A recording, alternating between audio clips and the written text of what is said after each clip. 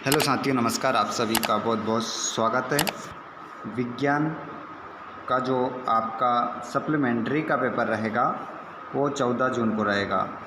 Students, अगर आप लोगों को विज्ञान में सप्ली आई है तो उसके लिए यहाँ पर आप लोगों को वेरी इंपॉर्टेंट क्वेश्चन बताए जाएंगे। सभी ऑब्जेक्टिव टाइप क्वेश्चन रहेंगे। अगर आप लोगों ने इन क्वेश्चनों को नहीं पढ़ा है तो एक बार इनको ज़रूर देखिएगा।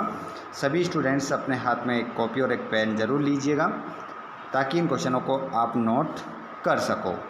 देखिए, हाई स्कूल पूरक परीक्षा वर्ष 2024 विज्ञान का पेपर आप देने वाले हैं। तो स्टूडेंट्स, चलिए बिना देर के हम स्टार्ट करते हैं पहले प्रश्न से। जो दोस्त हमारी क्लास में जुड़ चुके हैं, एक बार आप अपने दोस्तों को भी शेयर कर दीजिएगा ताकि उन तक भी ये वीडियो पहुंच सके। और जिन बच्चों ने चैनल को सब्सक्राइब नहीं करा है, चैनल को सब्सक्राइब कीजिएगा ताकि आप लोगों को आने वाले सभी वीडियो के नोटिफिकेशन ज़रूर मिल सके। चलिए, तो बिना देर किए हम स्टार्ट करते हैं पहले प्रश्न से। पहला प्रश्न आपके स्क्रीन पर है, यहाँ पर देख सकते हैं आप। सही विकल्प चुनकर लिखिए। द्रव अवस्था में पाई जाने वाली धातु है। तो द्रव अवस्था में जो पाई जाने वाली धातु है बच्चों, उसका ध्यान रखिएगा, मरकरी होती है। मरकरी आपका करेक्ट आंसर होगा। अगला क्वेश्चन है, अलैंगिक जनन मुकुलन द्वारा होता है। अलैंगिक जनन मुकुलन द्वारा होता है, तो यहाँ पर आपका आंसर हो जाएगा ईस्ट में। ईस्ट आपका करेक्ट आंसर यहाँ पर होगा। अगला प्रश्न है तीसरा वाला, निम्नलिखित में से कौन सा भौतिक परिवर्तन नहीं है। तो यहाँ पर आपका आंसर हो जाएगा, निम्नलिखित में से कौन सा भौतिक परिवर्तन नहीं पूछा है। याद रखिएगा इसका आंसर। तो सभी को याद होगा इसका आंसर। इसका जो करेक्ट आंसर होगा वो होगा एलपीजी का दहन। एलपीजी का दहन आपका करेक्ट आंसर हो जाएगा। अगला क्वेश्चन है, दो तंत्रिका कोशिकाओं के मध्य खाली स्थान को कहते हैं। तो उसे हम कहते हैं बच्चों सिनेप्स। सिनेप्स आपका करेक्ट आंसर हो जाएगा।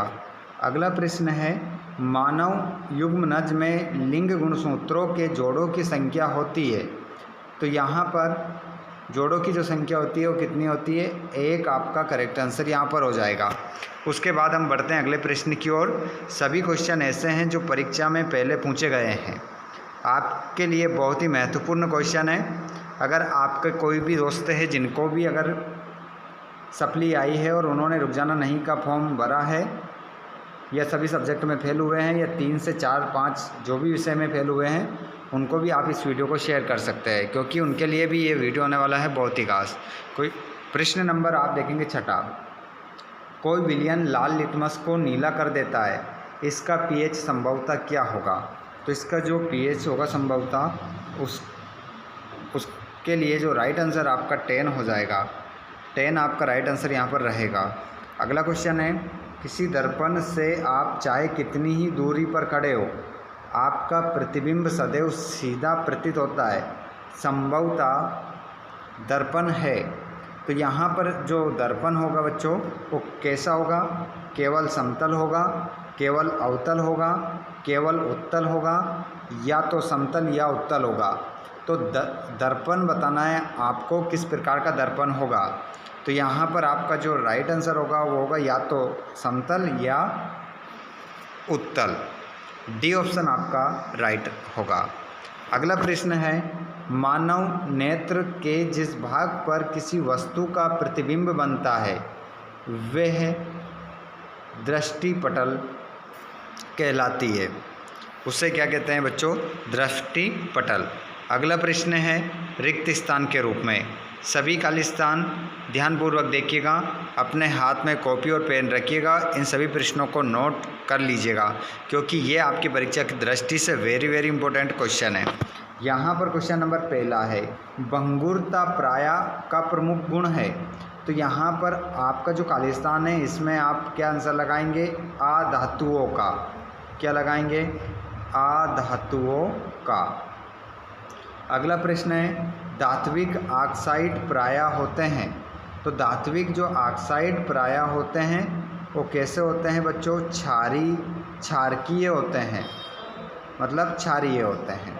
अगला क्वेश्चन है, शरीर में उपस्थित अपशिष्ट हानिकारक एवं विषैले पदार्थों का शरीर से बाहर निकलने का पराक्रम कहलाता है, तो इसे हम कहते हैं उत्सर्जन कहते हैं। तीसरे वाले खाली स्थान में आएगा उत्सर्जन। प्रश्न नंबर 4, तंत्रिका तंत्र की प्रमुख इकाई। तंत्रिका तंत्र की प्रमुख जो इकाई होती है वो क्या होती है? न्यूरॉन। न्यूरॉन आपका सही उत्तर होगा। नर युग्मक एवं मादा युग्मक के समलयन की क्रिया कहलाती है, तो ये जो कहलाती है वो कहलाती है निषेचन। इसे क्या कहते हैं बच्चों? निषेचन कहते हैं। याद रखिएगा, इस क्वेश्चन को भूल मत जाना, बहुत ही इम्पोर्टेंट क्वेश्चन है आपकी परीक्षा की दृष्टि से। अगला क्वेश्चन, मेंडल ने के नियमों का प्रतिपादन किया। तो आप लोगों ने कई बार पढ़ा होगा, नहीं पढ़ा है तो जहाँ पर मेंडल का नाम आ जाता है उसने जो नियम का प्रतिपादन किया है वंशानुगति। वंशानुगति के नियमों का प्रतिपादन करने वाला कौन है? मेंडल। मेंडल का जो पूरा नाम है वो ग्रेगर जॉन मेंडल इसका पूरा नाम है, याद रखिएगा। अगला क्वेश्चन, पृथ्वी के चुंबकीय क्षेत्र में खींची गई क्षेत्र रेखाएं परस्पर होती है, कैसी होती है? समांतर। समांतर आपका उत्तर होगा, ठीक है, ध्यान रखिएगा। अगला क्वेश्चन है आपका, सल्फर के दहन से गैस बनती है। देखिए बच्चों, अगर सल्फर को जलाएंगे तो इससे जो निकलने, इसके जलने पर जो गैस निकलती है वो निकलती है सल्फर डाइऑक्साइड। याद रखिएगा, सल्फर डाइऑक्साइड। सल्फर को जलाएंगे तो सल्फर डाइऑक्साइड गैस बनती है। अब यहाँ पर अपन जोड़ी देखेंगे, चलिए तो जोड़ी मिला लीजिए। द्रव धातु, द्रव अधातु, तो इसको आप मिलाएंगे ब्रोमीन। और अतिक्रियाशील धातु, तो इसको मिलाएंगे आप सोडियम। नेफ्रॉन को आप मिलाएंगे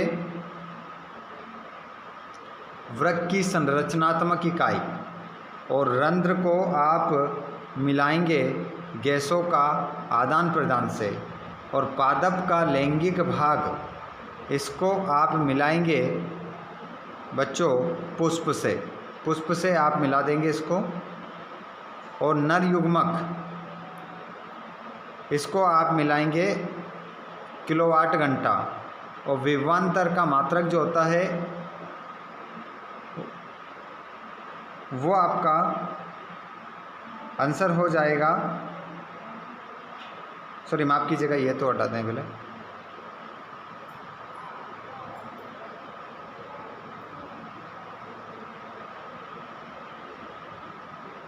नर युग्मक, नर युग्मक को आप जो मिलाएंगे बच्चों वो मिलाएंगे शुक्राणु से।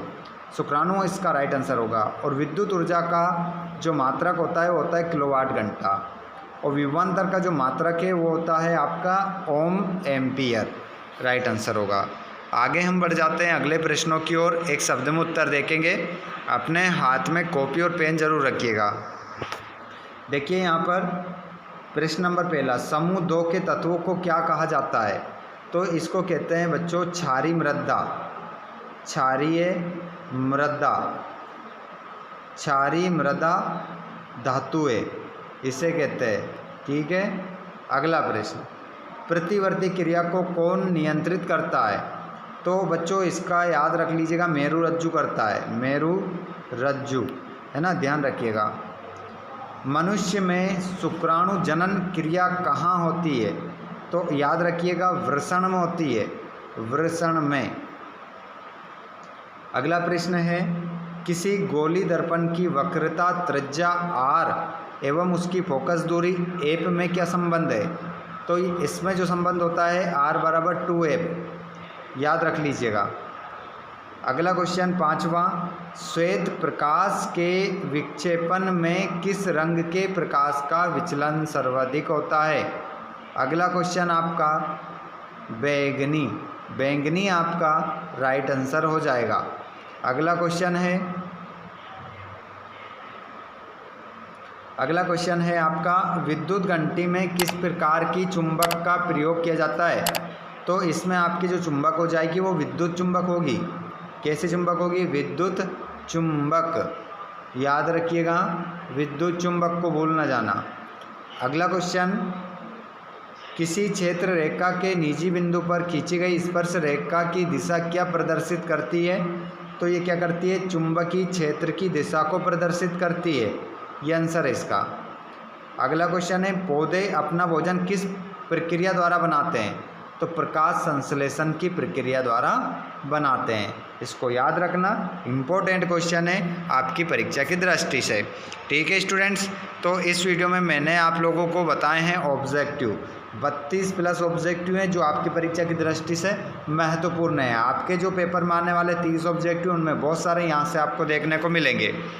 आगे भी मैं आप लोगों के लिए वीडियो लेकर आने वाला हूँ। तो जिन बच्चों ने चैनल को सब्सक्राइब नहीं करा है तो चैनल को सब्सक्राइब करके घंटी की बटन को ऑल पर कर लीजिए, ताकि आप लोगों को वीडियो समय पर मिल सके। साथ ही अपने दोस्तों को भी शेयर करिएगा। वीडियो अच्छा लगा हो तो लाइक कर दीजिएगा। और अगला वीडियो आपको किस विषय पर चाहिए, किस टॉपिक पर चाहिए, कमेंट बॉक्स में आप बताइएगा। धन्यवाद। Thanks for watching. जय हिंद।